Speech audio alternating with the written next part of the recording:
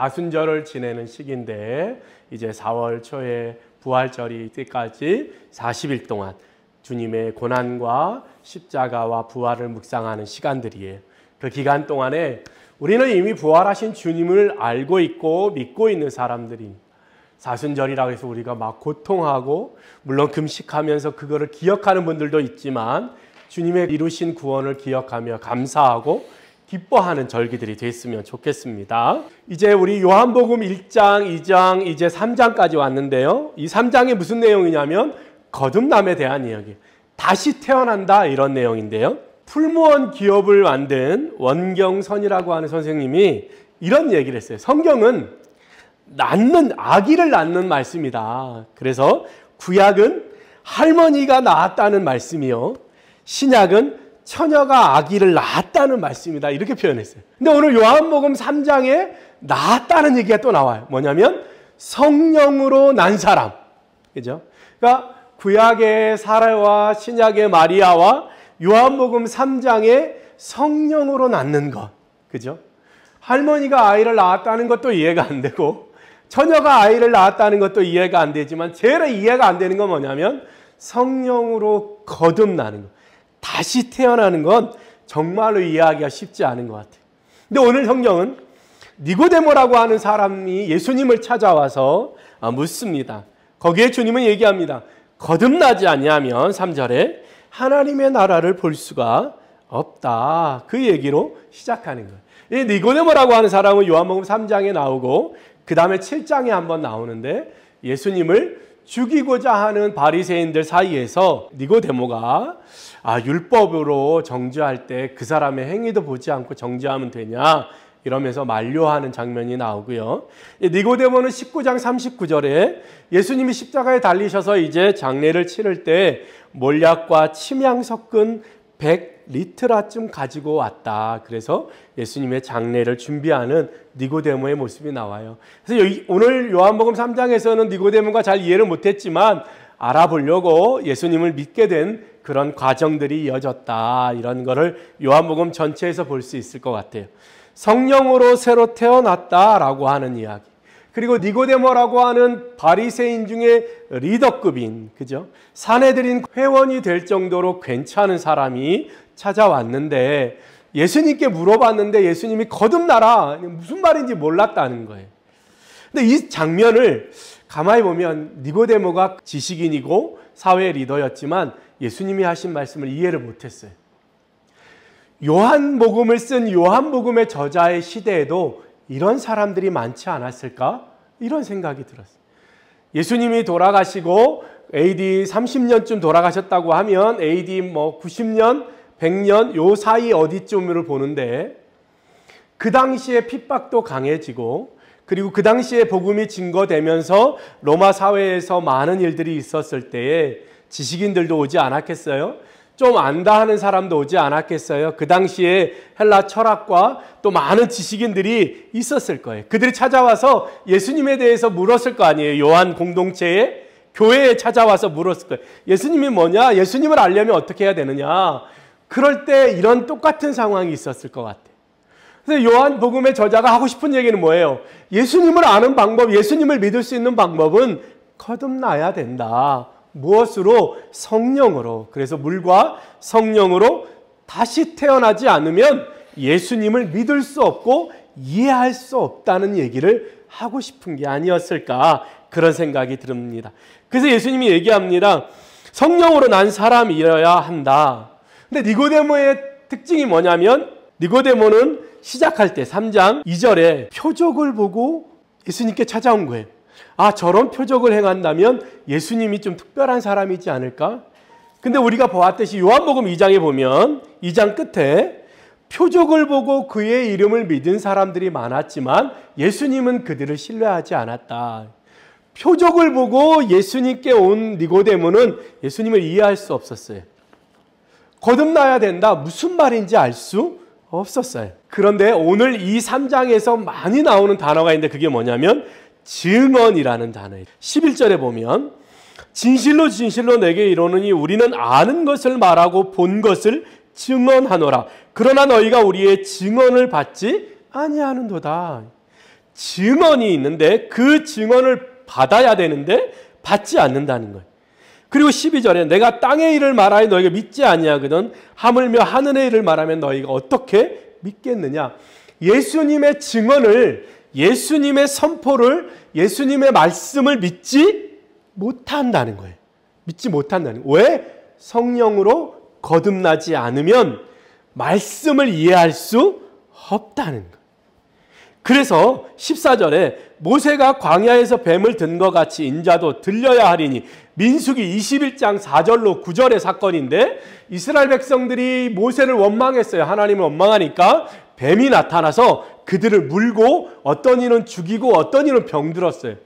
그럴 때 모세를 향해서 하나님이 뭐라고 하시냐면 놋뱀을 장대에 높이 달면 그 장대를 보는 사람, 놋뱀을 보는 사람은 다 낫게 될 거라는 거예요.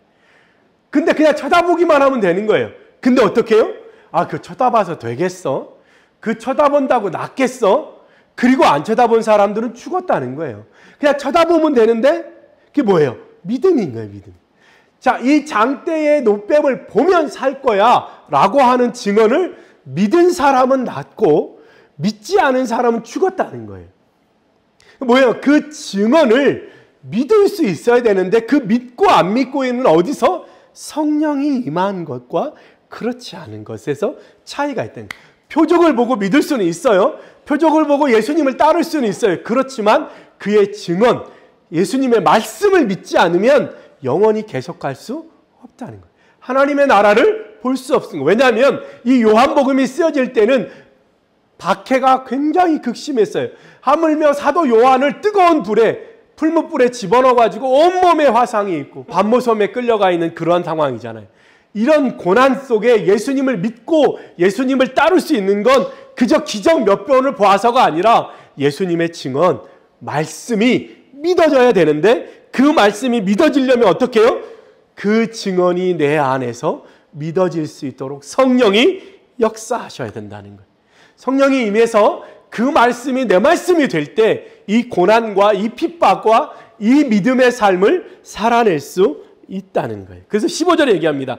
이는 그를 믿는 자마다 영생을 얻게 하려 하심이라. 옛날에 롯뱀을 봤을 때는 그저 물린 게 다 낫는 병을 고침 받았다면 이제 하나님의 말씀을 믿고 따르면 영생을 얻게 된다는 거예요. 그래서 우리가 잘 아는 3장 16절 하나님이 세상을 이처럼 사랑하사 독생자를 주셨으니 이는 그를 믿는 자마다 멸망치 않고 영생을 얻게 하려 하심이라. 성령이 임해서 그의 증언, 그의 말씀을 믿게 되면 영생을 얻게 된다는 거예요. 근데 우리 한국교회가 지금 굉장히 어려운 질문이 있는데 그게 뭐냐면 두 가지예요. 첫째는 성령을 받는다라고 하는 단어를 우리가 뭐 어떻게 증거해야 될지 고민하고 있어요. 성령이 임하면 내가 거듭나는데 성령이 임하는 게 뭐냐?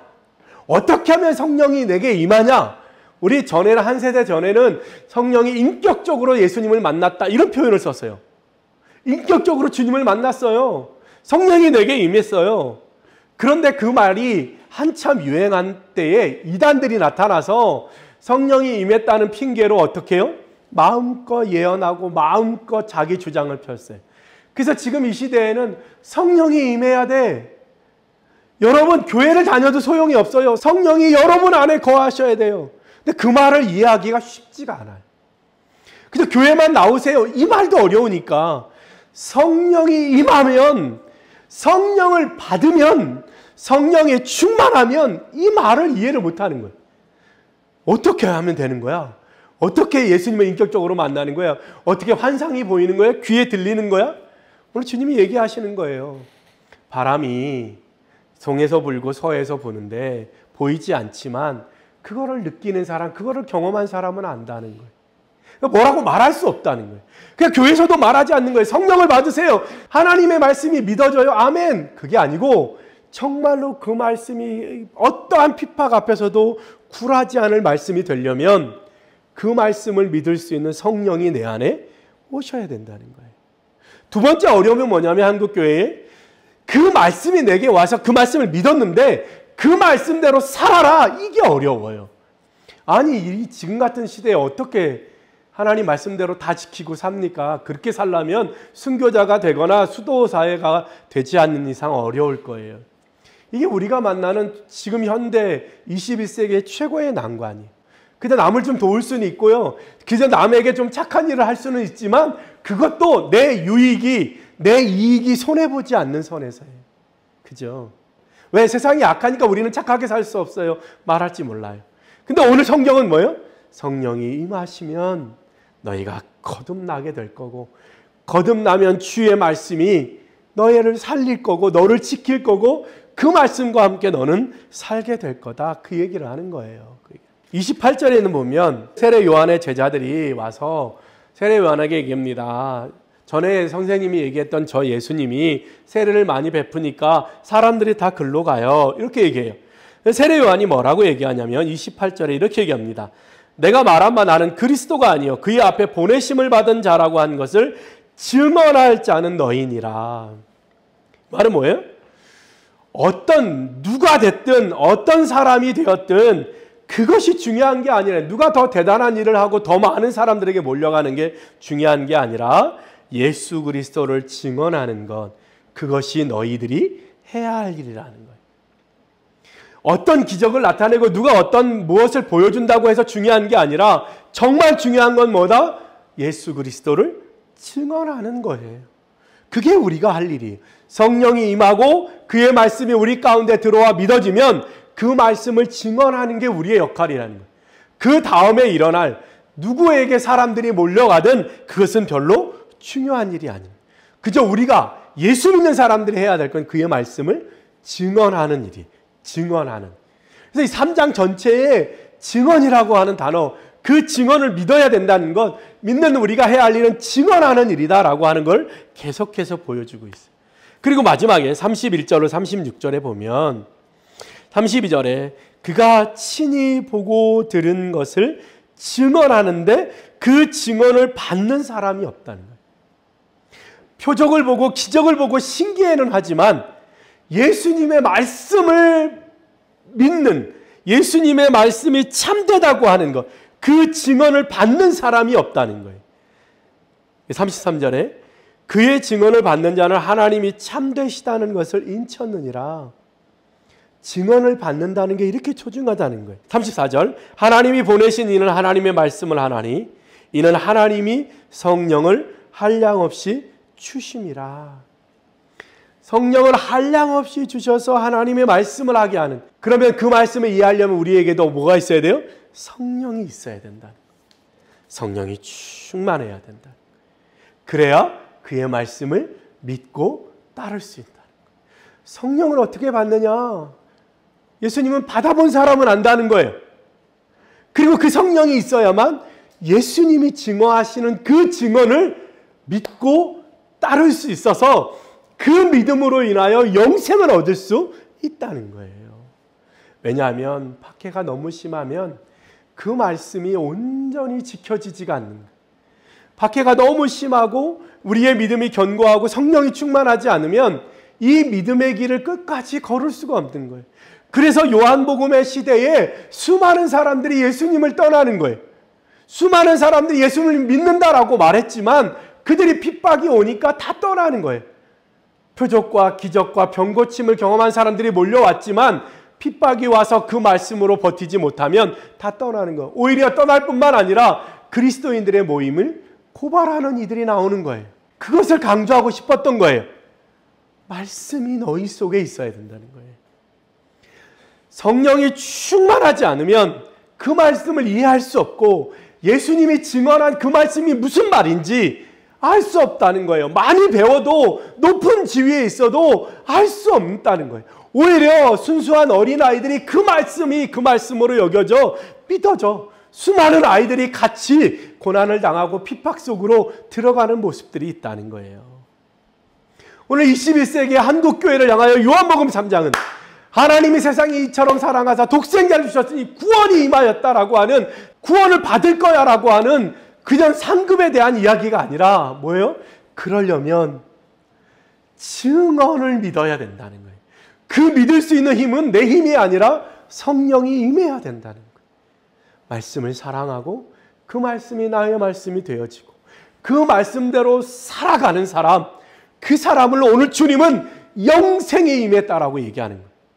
그렇지 않고 사람을 보고 표적을 보고 이적과 기적을 경험해서 놀라운 나의 이익 때문에 모여 있다면 그들은 핍박이 올 때, 불과 같은 시험이 임할 때 다 사라져 버릴 거라는 거예요. 요한복음의 저자는 그걸 알았어요. 말씀이, 그의 증언이 믿어져야 되는, 그래야 어떠한 핍박이 와도 견딜 수 있다는 거예요.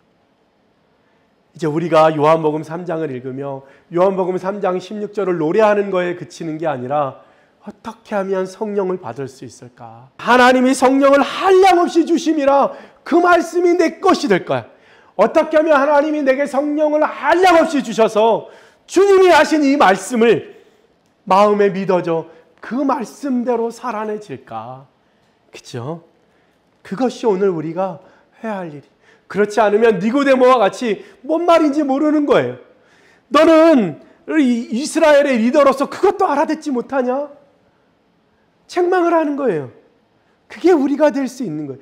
교회를 10년 다니고 20년 다녔는데 너는 이 말이 무슨 말인지 모르냐? 그렇게 우리에게 말씀하시는 거예요. 우리가 이제 성령을 한량없이 주시는 주님 앞에 성령을 구했으면 좋겠어요. 하나님, 내게도 성령을 부어주시옵소서. 내가 이 말씀을 이해할 수 있고 이 말씀이 나의 말씀이 되도록 내 안에 성령을 한량없이 부어주십시오. 우리가 할 수 있는 건 성령을 내릴 수도 없고 성령을 올릴 수도 없고 성령을 어떻게 할 수가 없어요. 우리가 할 수 있는 건 단지 하나, 구하는 거예요. 성령을 주시옵소서. 성령이 한량없이 내려져서 이 말씀이 무슨 말씀인지 이해할 수 있게 해주셔서 이 말씀대로 따라 사는 삶을 살게 해주십시오. 내가 어떠한 손해가 와도 사순절을 지내며 모든 삶을 포기하고 자기의 생명을 포기하고 우리를 위하여 십자가 지신 그분을 묵상한다면 우리가 우리 삶을 내던지고 예수 그리스도와 함께 걷기로 작정하기 위하여 성령을 구하고 그의 말씀을 이해하며 그 말씀대로 살아내기로 몸부림치는 우리가 되어야 되지 않겠습니까? 사순절에 요한복음 3장에 맞는 말씀을 우리에게 주신 이유가 있는 거예요. 차마 입 밖에 꺼내 성령 받았습니까? 차마 입 밖에 꺼내서 예수님의 말씀대로 살았습니까? 예수님의 말씀대로 살다가 어떤 일이 일어났습니까? 질문할 수 없는 교회의 현장이 아니라 그저 오늘 교회에 나온 걸로 박수 쳐주는 그런 게 아니라 성령이 여러분 안에 임해서 그 말씀 붙들고 살다가 때로는 상처도 입고 때로는 고난도 당하고 때로는 내 것에 손해를 보아 그렇지만 주님 때문에 이 일을 기뻐하고 주님과 함께 걷기로 작정하는 이 땅에 그리스도인들이 많이 나오기를 소원합니다. 사순절을 지내며 우리가 예수님의 십자가와 그의 죽음과 고난을 묵상한다고 한다면 우리도 성령을 한량없이 주신 주님 앞에 기도하고 성령 하나님을 구하고 성령으로 충만하여 말씀이 이해되어지고 그 말씀대로 살아내지고 살아낸 경험들이 쌓여서 그 누구에게도 예수 그리스도를 증거할 수 있는 하나님의 사람이 되기를 예수 그리스도의 이름으로 축원하며 여러분을 파송합니다. 기도하겠습니다.